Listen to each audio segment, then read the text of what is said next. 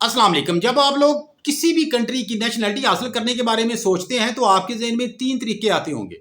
Nationality bye marriage, nationality by investment और इसका जो तीसरा तरीका है वो ये है कि आप इतना अरसा इधर रहाइश इख्तियार करें फिर आपको नेशनलिटी दी जाएगी। वैसे तो इसका एक चौथा वे भी होता है, एक्सेप्शनल नेशनलिटी। इस टॉपिक के ऊपर मेरी एक वीडियो भी पड़ी हुई है जिसके ज़रिए आप फौरी नेशनलिटी हासिल कर सकते हैं किसी भी दुनिया की किसी भी मुल्क की।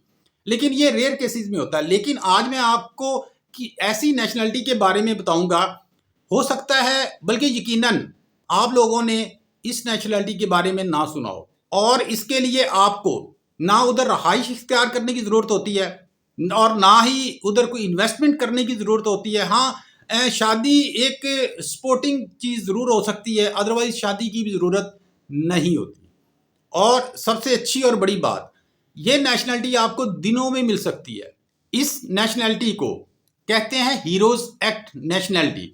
आज हम 3 कंट्री डिस्कस करेंगे जो बहुत जल्द इस नेशनलिटी के तहत किसी भी आदमी को, चाहे कोई पढ़ा लिखा हो, अनपढ़ हो, या कोई इंजीनियर हो, डॉक्टर हो, कोई भी हो, उसको फॉरेन नेशनलिटी दे देते हैं। इसके जो 3 हम कंट्री डिस्कस करेंगे जो टॉप पर हैं वो साउथ कोरिया, कनाडा और तीसरा बांग्लादेश। कैसे आप नेशनलिटी हासिल कर सकते हैं ये सारी डिटेल में आगे चल के आपको बताऊंगा। उससे पहले मेरी हमेशा की तरह एक रिक्वेस्ट यही होती है कि मेरी वीडियो को लाजमी लाइक कर दें और मेरे कमेंट बॉक्स में कोई अच्छा सा इस्लाही कमेंट कर दें। ये हीरोज एक्ट नेशनलिटी होता क्या है? जैसा कि नाम से जाहिर है, अगर आप उस कंट्री के लिए कोई एक्स्ट्रा ऑर्डिनरी काम करें, एक तो होती है ना एक्सेप्शनल नेशनलिटी, ये उससे कुछ डिफरेंट है। कुछ ऐसा काम करें जिस काम की उस कंट्री को ज़रूरत है। अब बढ़ते हैं दूसरे पॉइंट की तरफ। साउथ कोरिया, कनाडा, बांग्लादेश जो टॉप पे आते हैं, ये किस किस शोबे में काम करने वालों को इस हीरोज एक्ट नेशनलिटी के तहत नेशनलिटी दे देता है।